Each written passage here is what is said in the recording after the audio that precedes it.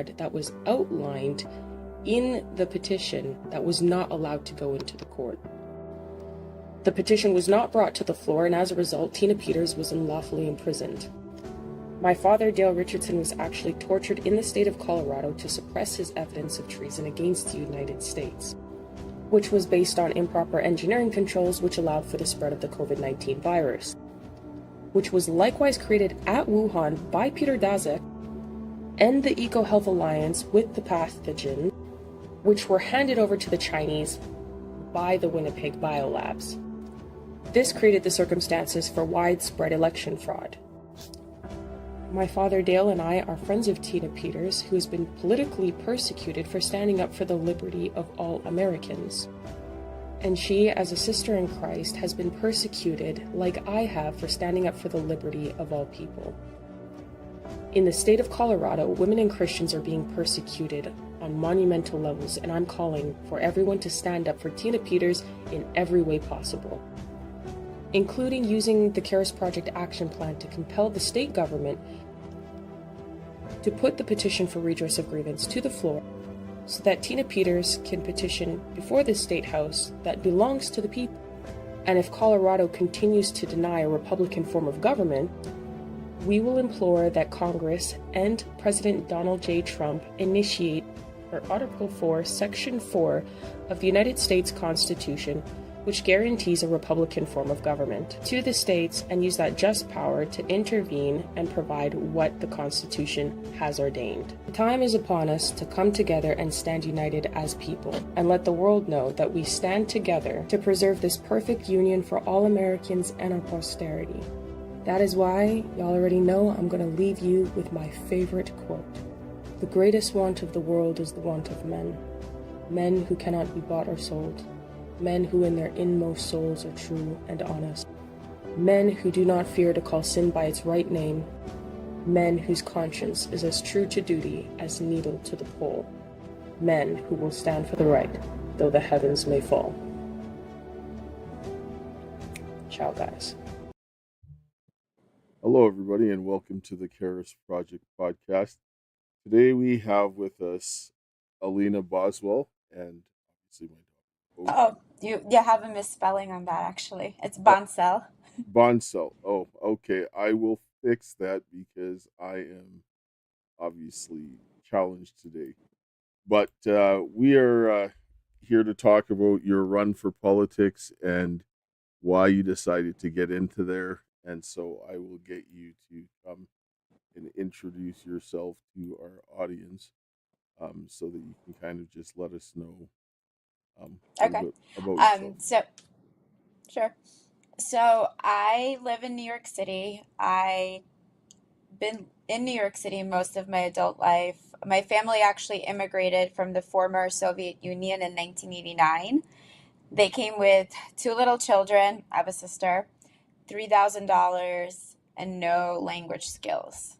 And like many immigrants, they settled in New York City because we had a family member that came a year before, and they came for a better life, opportunities that they didn't have in their own country, and they wanted their children to grow up better than they did. So I've lived in almost all the boroughs. I've been in Manhattan for the last 20 years since I graduated from college, and this is my home, and it's now my opportunity to do something for New York City, which is run for office and hopefully protect the city from dangerous legislation and a potentially dangerous Mayor Mondani who wants to revert things to socialism, a concept that many flee and escape from, and a concept that is just going to run New York City further into the ground. So how old were you when you ended up coming over to the United States after fleeing the former Soviet Union? We were 6. I was 6 when we left. The journey did not take a day. We left in April and we came to America in August. It took 4 months because it was still a communist country. It was very difficult to leave. We were allowed to apply to the United States to come as refugees only if our country let us go. So we were considered the minority. It was a predominantly Christian country, and our heritage was Ashkenazi Jewish. So for 4 generations, my grandfathers, my great grandfathers, they were Jewish. And being Jewish in a country like that was difficult. You were not elected for government office.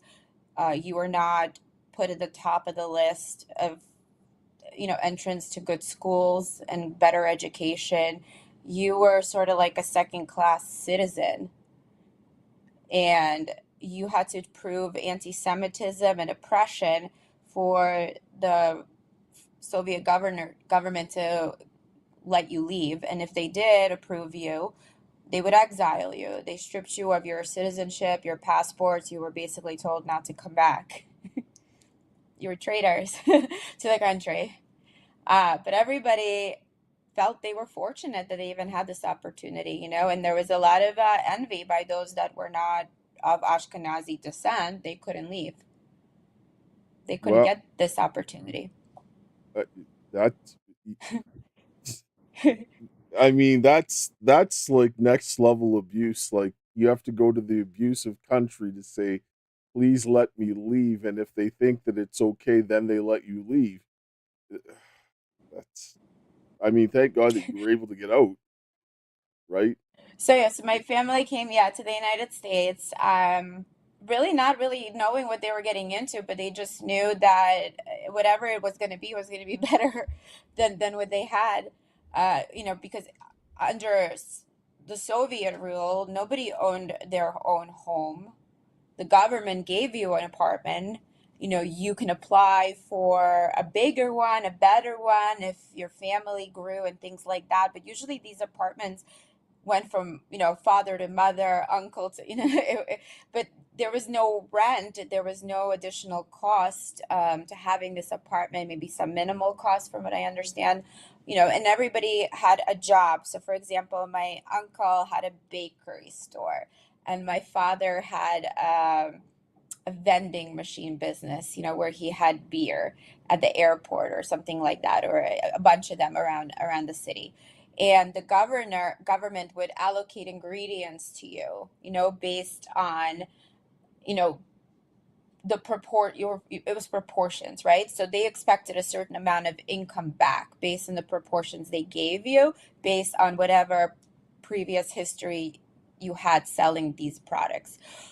And because they wanted everybody to earn a certain amount of income that would be equal to their neighbor. They wanted everybody to have the same thing, to be the same, to say the same home, the same food, the same lifestyle, the same clothes, because nobody should be better than anybody else. But human nature does not allow us to be governed in that way. We all want to be better if we are smarter, if we are, more apt, more motivated, right? Why should we be held down? So people like my uncle and my father and hundreds of thousands others found different ways to out earn the garnishments that were given to them. So my uncle, for example, diluted all his bakery recipes so that he would double his profits and only give what the government anticipated to the government, and the rest they squirreled away and hid away, and they lived in luxury compared to the others.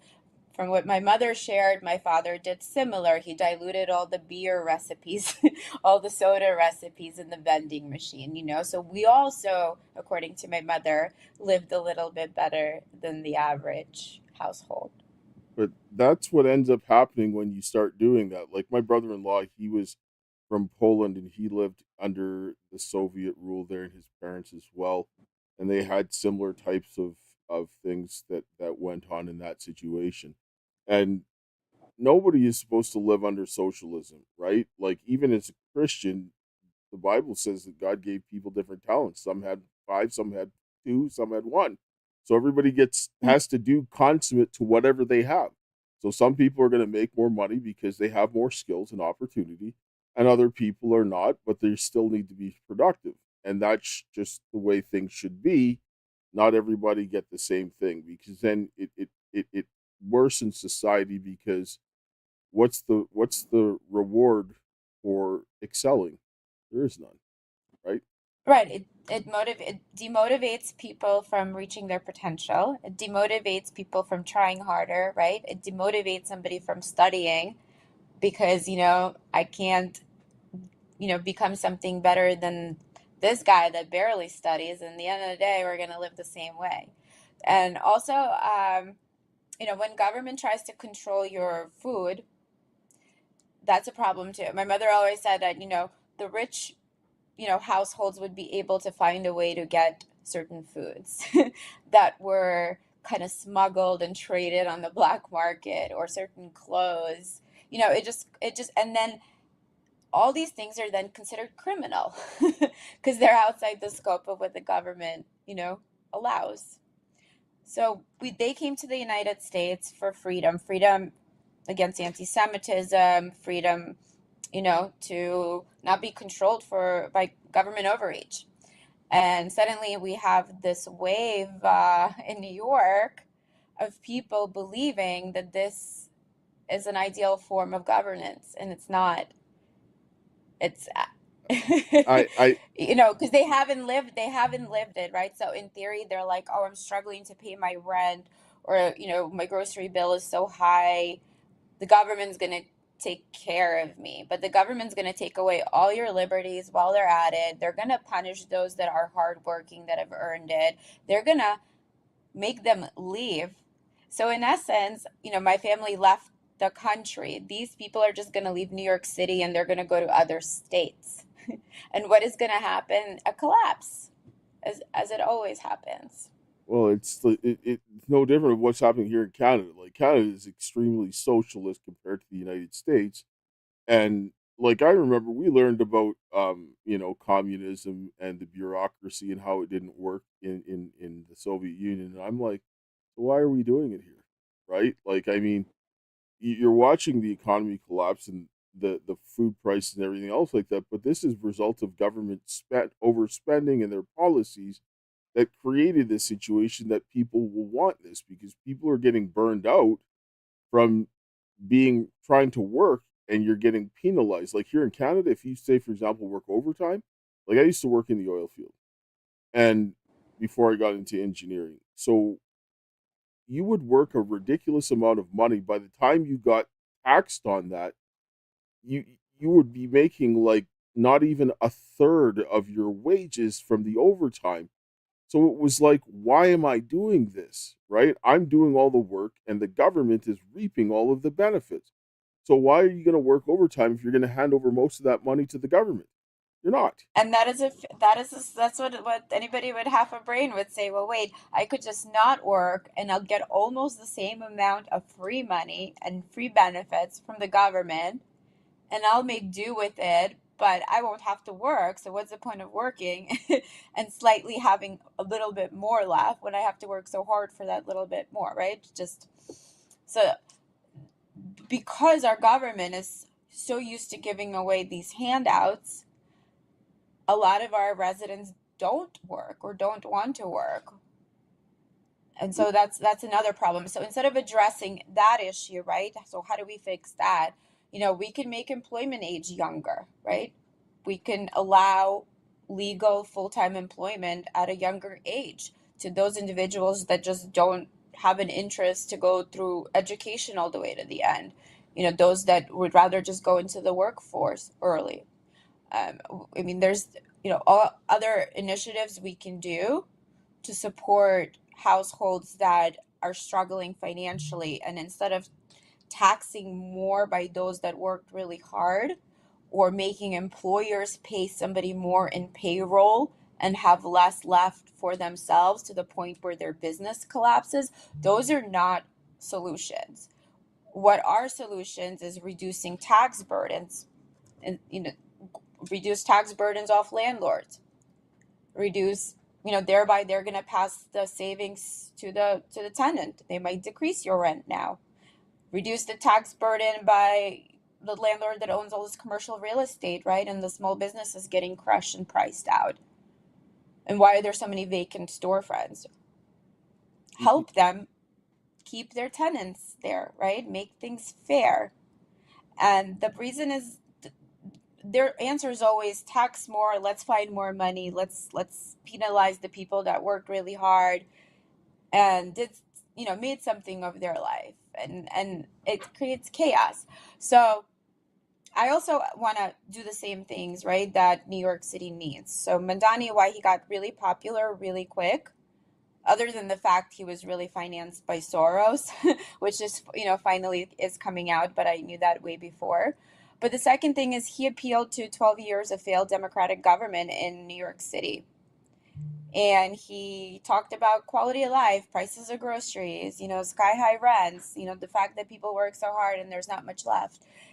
And people really bought into that. But the solutions that he's offering are not actual solutions. And we don't even, there are some theories that people aren't even sure that he intends to even act upon any of these things, that he might just be trying to get into power to really spread Islam I into our city. I mean, at the end of the day, that can't happen. First of all, like, I mean, if you're running for political office and you have some type of thing, you can't implement your religion on everybody else. I'm sorry, that doesn't happen. And people who do that, they need to be shown the door, because you're supposed to govern the country based on the people that you're representing, which is America is not a Muslim country. It's not. It's a free country. It's got yes, the majority of people there are Christian, but you can't go ahead and turn this into Istanbul or wherever else you came from, because it's not the way it works, right? Like, I mean, people that came to Canada I mean, saying, we have a big population of Islamic population over, decades that have come, and they live in Queens, they live in Brooklyn. There's large communities, and there's been protests and demonstrations all over New York City. There's a lot of them, and I even watched some videos that I've seen by a woman that worked for Mandami as his intern. I don't know if she still works, but she heads those riots. and And this is the yeah, guy, so the mayor. yeah, that's the guy that might be our mayor, because it's kind of a circus right now in New York City. There's 5 candidates running for mayor, including the candidate that lost, Como. He's back Cuomo because Cuomo is Como running. lost, but he's back. Yeah, he's back in the game because when he was running, Como was the official candidate that was nominated by the Democratic Party. And Mandani ran on the ballot as a Democrat, but he wasn't officially nominated by the party. And everybody figured, Como got a record, he's got a little of a questionable record, right? That's why he was, asked to resign as governor. But other than that, you know, he's done good things, and he's been in office for decades and decades. He's got a good reputation. The Jewish community in New York loves him. And he was a shoo-in. That's why he probably didn't really campaign much. He never expected this 30-something-year-old, assemblyman from Queens who is anti-Semitic, supports Islam, to be a viable competitor. And he came out of nowhere, essentially. And Como got defeated. But Como did something really smart.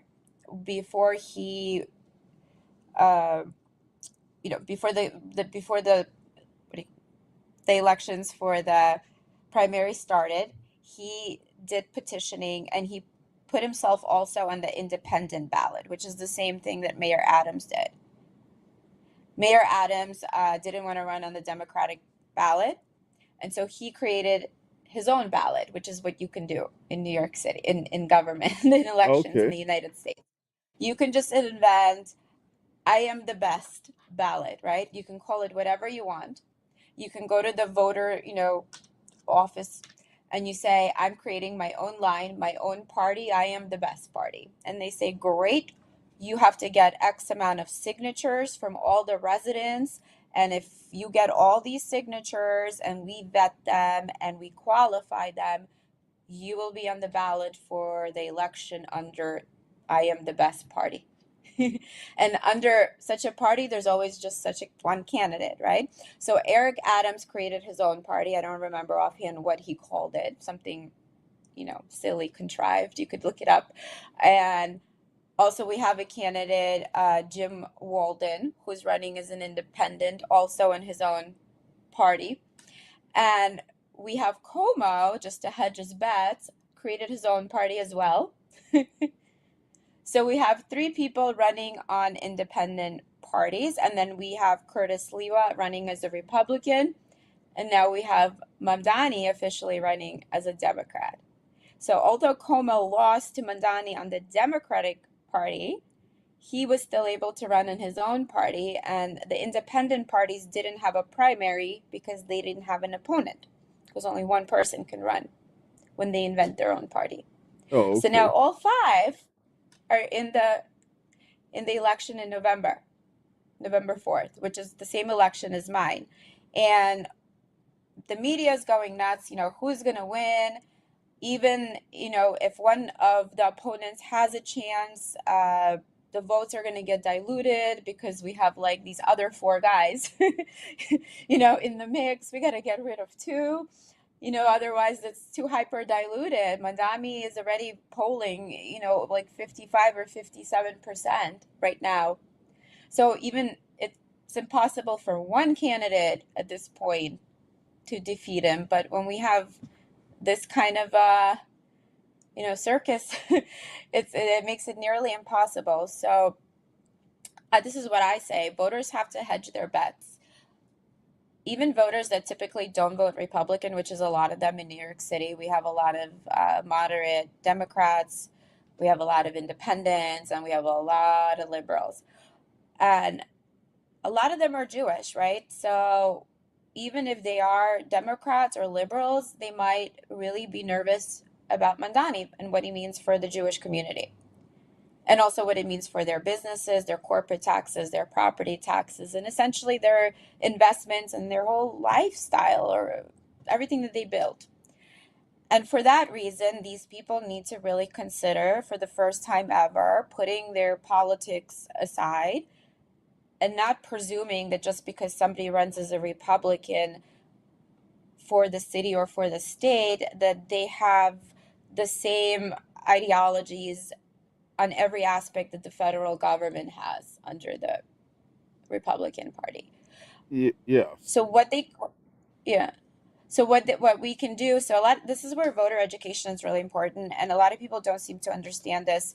I including, until I was involved, but city council is so important, and nobody really understands who their city council person is, why they're running, why they should even go and vote, much the less.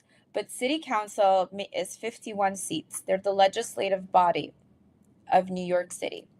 They are the Congress to the mayor. The mayor is like the president.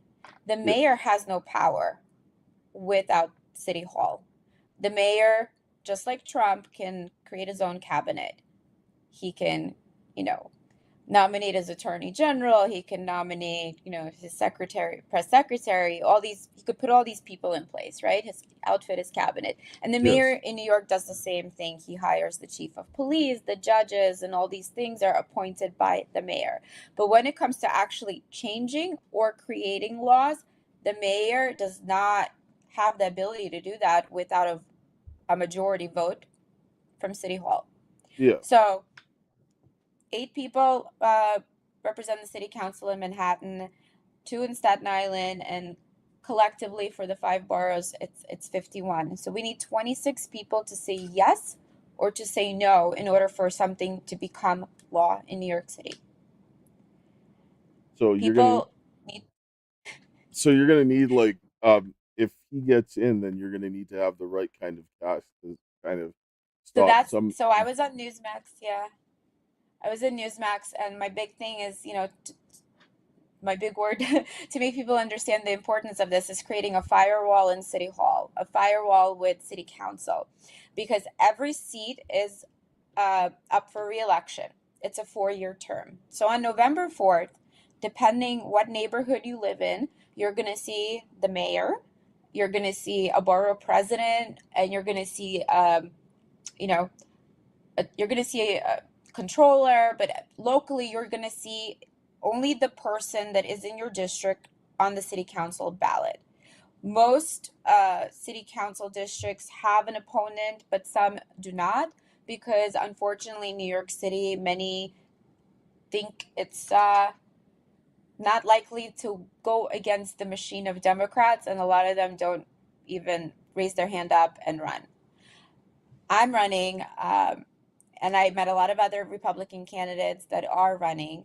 And right now, there's 6 Republican candidates that are in office right now who are running for re-election, which means we need 20 more seats to be flipped so that we have 26 Republicans out of 51, and we can firewall City Hall against all these dangerous proposed changes that Mandami wants to make when he is likely going to be the mayor.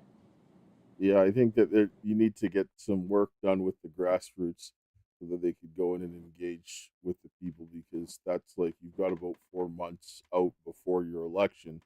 And I think a lot of it is also getting the grassroots to get with the people so that they can start informing people about what their choices are and what the impact of having certain people get in. We're going to come right back. You're going to take a short commercial break, and then we'll come back and discuss a little bit more of why you decided to run. Okay. Hello, everyone. I'm excited to announce the next generation of energy drinks, Rev 7. It has no sugar and no caffeine. Instead, Rev 7 uses Go BHB. Go BHB is one of the body's primary ketones, and it provides the most efficient and clean fuel that your body needs. It also helps you stay energized all day with no crashes. Not only that, it produces 3 times more brain energy than sugar, which helps boost your memory, focus, and mental sharpness. It also helps reduce stress and helps balance your mood. Rev 7 does all that while being the best tasting energy drink ever. So go to MyPillow.com or call the number on your screen. Use your promo code to save 20% today. I'm so sure you're going to love Rev 7. For a limited time, you get our introductory 3-pack absolutely free. I drink Rev 7 every day, and I absolutely love it, and so will you. All right. So if anybody needs any of the MyPillow products, go to mypillow.com/Karis or call 800-845-2942. Use the promo code Karis. Obviously, you see the energy drinks, but they have the pillows, which are awesome. Bed sheets and all that kind of stuff. Bathroom and kitchen stuff. Even got slippers and house coats and stuff. So go check it out. Support a good cause. Or you can go to all my links /the Karis Project. Or if you want to support, you can see some of the things in the ticker. There's a gift send, go in a donor box. There's a lot of different ways you can support should you like the content. All right, so back to this. So with your background and coming from former Soviet Union, seeing the socialism and so forth, what here in your experience in New York decided to make you want to run for politics? So, as I say, I'm an angry mother, and let me explain what I mean by that. I'm divorced. I've been divorced, for more than 10 years already.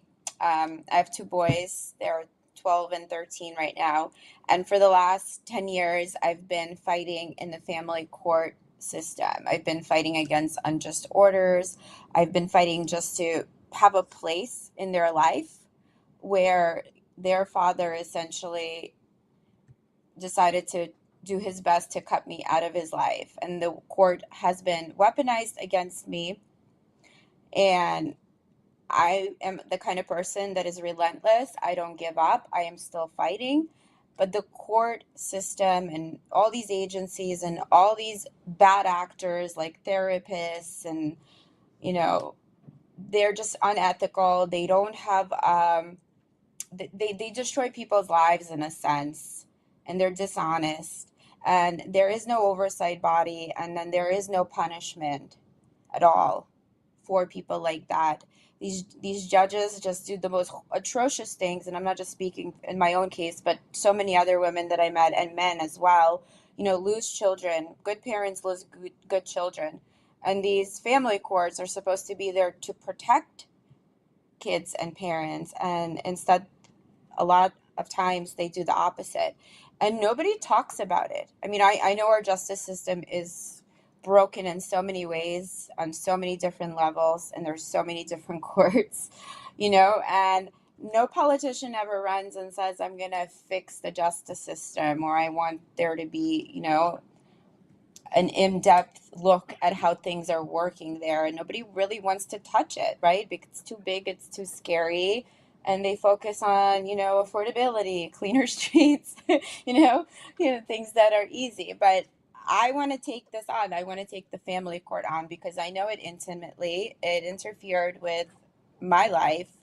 It ruined, important moments and experiences that I would have had with my children. I'm still in the system. And I was motivated when I went to the inauguration in January in Washington, D.C. And, for me, I always thought politicians were so intimidating, because growing up, we don't really know how to break into that area. It's not like, oh, a lawyer, doctor, accountant, right? Nobody's like, I want to grow up and be a politician. Yeah. So when I was at the inauguration, there was nothing but politicians. And I said, well, if they can do it, I can do it. Nothing seemed so scary, right?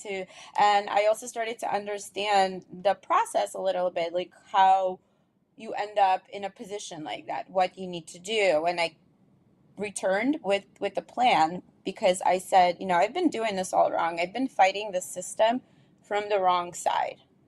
I need to get into office. And when I'm in office, I will have at my disposal, access to people that will actually listen, people that will actually change broken systems and understand how badly these systems need to be revamped and reformed. So, so you don't see actually your boys. Right now, my younger son, he's being alienated from me. The father hasn't been following the custody agreement since fall of 2023. So my relationship with him is severed. We have a trial coming up to enforce the agreement. My other son does still attend visits as scheduled. I can't say he follows it to the T 100%, but this has been ongoing for 10 years. So it's Wow. and I'm not the only one. There's a lot of parents, fathers and mothers who are victim to alienation. Yeah, I So know. in my We, case, I feel like I've been treated more like a father that that they want them to pay the child support and cut their access to their child, unjust orders, set them up in a way where they put an army of lawyers and therapists that don't even have a relationship, but they say all these terrible things without even actually having any interaction with the person. And the courts and the judges believe them because, they're coming from a point of a professionalism and authority. So they take their word as truth. So this is what I'm battling. There's hundreds of thousands of parents, good well, parents, that also have been victim to the system. no, yeah, we understand that. I haven't seen my sister in 5 years because the same thing happened to my father. My sister was taken, and I don't know what she looks like. I don't know what she sounds like. I have no idea what she is. Like, so I get that. I'm kind of wondering, what do you think the reason like they've done that to you? Do you think it's because of like your beliefs or some of the things that you're doing, or what do you think the reason My is? ex-husband married a woman, not someone I would have wanted, to be raised by my kids. And they just wanted to create their own little family without the disruption, of me being there, I suppose. That I don't really know. But they said all kinds of horrible things to my children over the years, she's a drug addict, she's an alcoholic, she's an unfit parent. This is the storyline that they spread to their friends, to their attorneys without any evidence.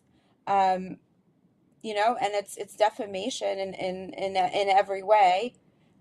But the worst is that, when your children are very little, it's easy to manipulate them. It's easy to make them believe all these terrible things, and it's going to be Yes. years before they grow up and figure it out. But during those years, you lose the relationship and you lose the time. And also, in a sense, they have to survive in that household too. Well, So, there's also the aspect of they're actually causing irreparable harm to the child, hmm because with my youngest daughter, right? Like she was about 16, 17 months when I last saw her. And my oldest daughter and I, Kaysha, we got arrested going into the court. We had two court hearings that day, one against the police who arrested us, and the other one was a divorce hearing, both on first appearances. And I lost everything. The house I was living, I was cut off from my youngest daughter. They put a no contact order. They put a no contact order with my oldest daughter for her sister. Like, I mean, strip the whole divorce settle first appearance, right? That's impossible, right? Divide property, everything. Sold the house that I was living in, everything, which is nonsense. And you're seeing this type of stuff happening not just here in Canada, but in the United States. And I've been working with a lot of parents, and I'm seeing the same thing. A woman in Arizona, her mother got arrested. Her mother had title to the house. The court took the house her mother had title on and gave it to her ex-husband, and she still holds the title. They're doing all these kinds of things, and this is completely unconstitutional.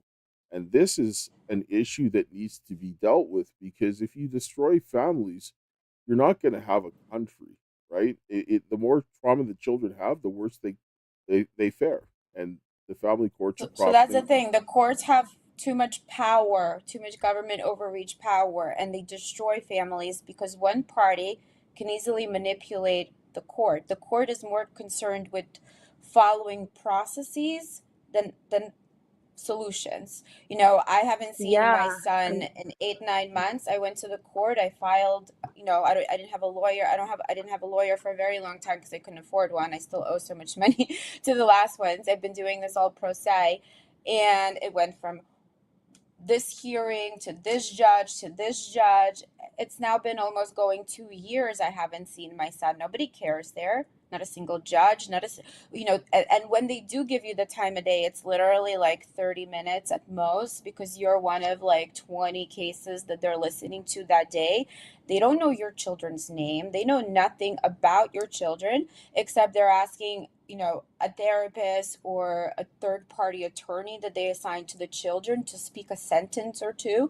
And these third party attorneys literally talk to your child for maybe 20 minutes once in the last 3 months. And now they're the point of reference. And whatever they say now is going to be what the judge thinks is best. It's just messed up in so many ways. And it hurts children. A lot of children wonder why I haven't seen my mom in 3, 4 years. They don't know the real reason, right? I'm still here and I'm still fighting, but a lot of parents, they give up. They move away. They leave their children behind. They can't deal with this. A lot of other parents commit suicide. They kill themselves. I mean, there's yeah, just they read about do. something. And then there's even the scariest version of the outcome of what these courts do is the parents, they kill their children and themselves. That's the Jeez, absolute yeah. worst. But how many of Well, those cases have been to? I think a lot of people also don't realize like how traumatizing it is to the child in the situation, and like I understand um as a child who went through it as well, because like I was taken into the foster care system as a kid unlawfully for and made a permanent ward of the crown for like 3.5 years, and my dad had to fight the entire time to get me back. He was like one of two in the 90s to get me back. The other one was like a woman, but um throughout the period, like the people will tell you, oh, your dad is doing this, your dad's doing that, he's an awful person for this reason, just like they did with you, Alina. And the child knows that that parent is not a bad person, but when the child goes back, the child suffers through like so much different stresses and anxiety because they're battling with the gaslighting that people have told them, versus the reality that they're witnessing. And so like my dad was always like a normal person, so it was like cool for me, and you know, things got back to normal for me fairly quickly. But my family said that they noticed that my behavior was so like egregiously different because of how traumatized I was. And your kids suffer the most, so it's like the court systems, they know this, and they're kind of punishing the child for trying to have a relationship with a good parent. And it's actually extremely evil because like you're damaging long term that parent's ability to actually help their child progress the way that they need to. And so like I hear what you're saying, and like I understand that personally. I'm kind of wondering like if you get in into a position, and what do you think that you'll be able to do? Because I agree, the courts are using policies and procedures over the law. They're using case law instead of actual, you know, law to actually deal with situations.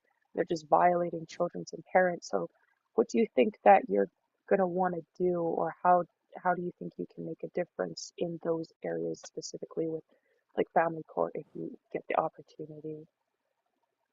So the first thing is there needs to be a time frame, right? That there needs to be a resolution. We cannot let the parties reschedule until they bleed each other out of money, until judges retire, because that ruins the relationship, right? So depending on what the problem is, what the motion is, right? There needs to be like a resolution immediately, like within 3 months. And if there is no resolution in 3 months, it gets escalated to what I believe we need to have. We need to have an oversight body. And not just an oversight body that, you write a letter to and you're like, well, this judge didn't let me, present my evidence. Like, and they're like, oh, boo-hoo, bad judge. Okay, we'll give him a demerit. That's the only oversight body we have right now. We need an oversight body that actually has more power than the courts.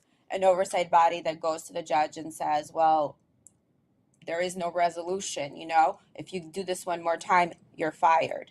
Or if you do this one more time, you'll be jailed in 2 weeks. We need some accountability, right? And we also need there to be accountability for unjust judgments, right? I just If gotta a judge made a judgment that is unfair, you need to not just appeal it, spend months in an appeal, right? Spend more and more money and time in the system and to present why this decision was bad, right? Because that's not that helpful. You need the oversight body to take a deep dive look and repeal that decision and provide a better, fairer decision without all the bureaucracy and steps we currently have right now. one thing I just wanted to say is that Albany has the responsibility of impeaching those judges, right? They should be dealing with this and not allowing this to happen. Like family courts, as far as I'm concerned, they shouldn't exist in the way that they are because they're unconstitutional. You should have a jury of your peers, which you should be allowed to have, which you Mm-hmm. don't have. We're Yes. having a lot of these secret trials because a lot of things are done ex parte without the knowledge of the other person. That's like Inquisition style tactics of what people fled from when they came to America, and they're doing this to your children. Like, you can't do that. And they should have criminal penalties for judges who do this because a judge is supposed to be a referee between the two parties and correctly apply the law. And the Constitution states that you shouldn't have any deprivation of rights without due deprivation of liberty Due without process, and there's no undue process. There's no due process. They rule on exactly. emotion. Whoever has the better actor of a council member in court. So that brings me to my third thing. That I think will at least start maybe moving the courts in a better direction. The third thing would be that before a judge is appointed to a case, they need to disclose any relationship they have with either counsel, with any of the other attorneys or therapists or anybody that's involved in the case. And when I say relationship, do they go to school together? Do they used to work together? Do they hang out on weekends together? Do they know, that would impact them having partiality, right? That because that unfortunately this you see a lot, right? You see these judges and lawyers, they're buddies, they go drinking after school, they're in the summer they hang out at the same beach clubs, you know, and it's a community, and you can't prevent this, right? Just like in any profession, right? You're in this little, you know, incestuous world with others that do what you do, but you need to not select to be presiding over cases like that if you can't have perfect impartiality to the case, which a lot of times results in these bad decisions and unfair judgments. Yes, I agree. There has to be some oversight, and at every level, wherever they have the ability to do so, and you're going into the city council, which would be good to start in there to make some changes and then work with the other people, because the people need to be represented. And like when I go back and I tell people the way liberty works is if one person doesn't have liberty, then nobody does. Everyone has privileges. And right now, children have no rights. And the family courts are evidence of this, because when you take away, when you silence a parent from speaking, you are going to cause a deprivation of liberty. You have to allow both parents to speak and present their evidence fairly so that a best determination can be presented on how this child should be dealt with. Because if not, then you're going to, by nature, cause deprivations of liberty on a serious matter, because if one parent is silenced and they don't get both opportunities to talk, then how are you going to determine what is best for that child? You cannot. It's impossible. And so they have to have serious safeguards, because it is worse to steal a child than to kill a parent. It is worse. Hmm.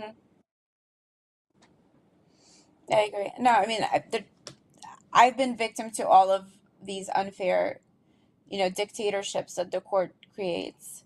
You know, if they give you an order, you can't even call or text your child. You're supposed to have no communication. If then they give you supervised visits, but what if you can't afford to pay for these supervised visits? Then you don't have any contact with your child at all unless your next hearing. And your next hearing could be 2 months from now, and then another 2 months because the other party decides it'll be great to reschedule and keep drawing it out so that you continue, you know, not having any relationship with your child, and so on. And then if you show up, let's just say, to the child's school because they have a school play and you just want to see what they look like, right? Because you haven't talked or seen them in a while. Now your ex, if he knows you're there, he's going to get you arrested because you violated the Well, order, and now you're going to be arrested. that's exactly it. In my case, they were like, "Oh, well, you can have supervised visits, but you have a no contact order. So how am I supposed to contact my child?" Right? And they're like, "Well, go through a lawyer." But I'm like, "Now the case is done. Where do I see my kid?" And they're always like, "Oh, by the way, travel like 12 hours over here to go and pay somebody to go and have a kid." I'm like, "But you stole everything I have." Right? Like, so the court will put you in a bad situation, and then they'll say dig your way out of it, or give you an impossible situation. So if you do something, you get arrested, and then what? And they're like, "Oh well, you see, they're just a criminal Yeah. anyway." So the point is, they don't actually care about children or parents. They're just doing their job. They have 20 cases to do. They give you the bare minimum attention. They make life-changing rulings that forever hurt your life, your child's life, and change their whole psychology, you know? And how many children, you know, grew up in these systems as well? You know, the family court system, I know in New York has started, you know, I believe in like the 60s or something like that, that it formally formed a state system. But for how many decades have they been ruining people's lives? And nobody in politics and government has never stood up and said this just is not working anymore. Like, we have so many broken systems and so few people that are talking about them in a way that, you know, we need to come together and create change Well, in government. I think this is a good thing that you can should maximize on, because it doesn't matter whether you're a Democrat or a Republican or an independent libertarian. Everybody has family and everybody has kids, and everybody wants their kids to be protected, and nobody wants to end up having to, God forbid, be in a situation where you're being punished because all you want to do is be a parent to your child. That's every parent's worst nightmare, and we should ensure that the children are protected, because God knows right now, children, it's open season on them 6 ways from Sunday, and the court should not be a place where they could go ahead and destroy children either. So I support what you're doing in that aspect for sure, Thank you. 100%. And well, divorce rate is so high right now, and it's only going to get higher. And there's obviously people that are, they don't relate to it. They're like, well, I haven't experienced this, or, you know, I'm like, yeah, but your children will grow up and your children might end up there. You might see this still in your lifetime through your own children, right? If they ever have to go through this for your grandchildren. So, do you want to be on the side that wants to fix the system now, or do you want the cycle to continue?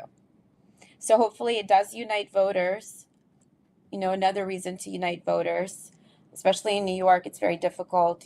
There's a lot of resistance to Republicans because of things from the federal government. And I'm just hoping, not to be seen as a Republican, but just to be seen as somebody that they can relate to, that's doing this because of all the trials and tribulations I personally experienced. And I'm just running in the Republican ticket. I like to not just talk about problems, I like to find solutions. And that's what the Republican Party does. We don't sell you utopia or dreams. And, we actually are solution oriented. And, you know, maybe this election will flip the city council seat. Maybe it'll flip New York in general overall. But inaction isn't going to do anything. So that's why I decided I would be running. 100% I agree with you. We're running up here on time, so I would like you to talk to the audience, tell people how they can reach you, how they can help you, and so forth. So my website is alinabonsell.com. It's my first and last name as you had on the screen.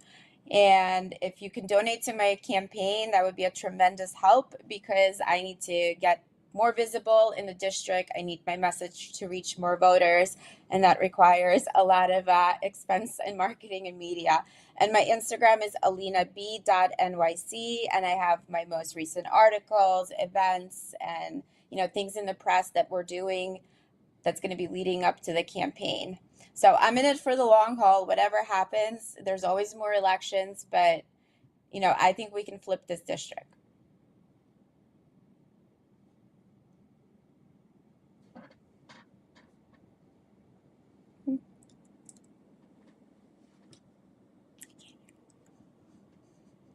Oh, I like talking to myself all the time.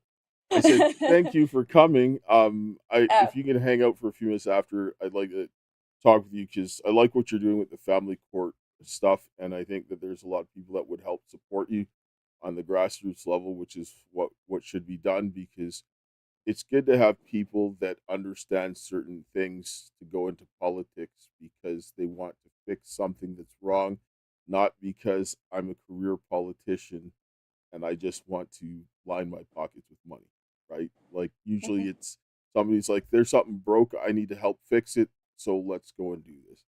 I'm gonna close here with a prayer, and then I will give my daughter her final thoughts because she sounds much better than her dad, and then we'll get to it. All right. Heavenly Father, Lord, we thank you for this day. We thank you for your love, grace, and mercy. We thank you for the hope that you have given us. And Lord, I ask of you this day to watch over all the men and women that are standing up to do what is right, to help us to come together, to rebuild our families, our churches, our community, our nation, that we can have some protection for the children, is my prayer. In Jesus' name,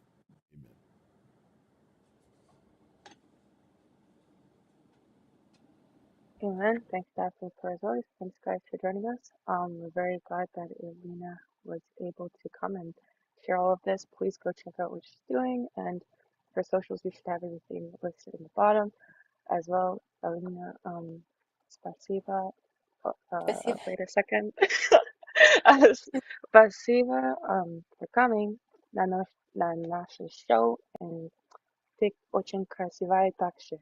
Oh, So, thank you. yes, it's very beautiful inside and out as well, and we very appreciate what you're doing because it's very important, and especially the stuff with the family and the children. Um, that's something that people, even though people don't really understand, they don't really care as much they should because it's going to affect everybody at the end of the day. And there needs to be consequences, there needs to be accountability and oversight so that action can be done to make the necessary changes. Anyways, thanks guys for your time and consideration. We'll check you in the next one. And my dearest cares until we meet again, my friend, and we will ciao.